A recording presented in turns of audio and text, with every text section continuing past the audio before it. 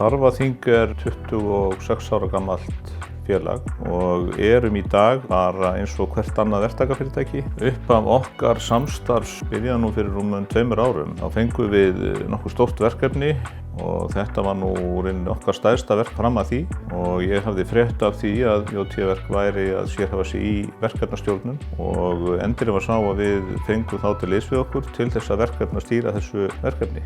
Samstarfið þennan tíma sem við höfum unnið saman hefur bara gengið ótrúlega vel. Við höfum keyrt áfram þessi verkefni sem við höfum verið að fá í framhaldi af þessu fyrsta verkefni og ég sé ekkert annað en að það verði framhald á.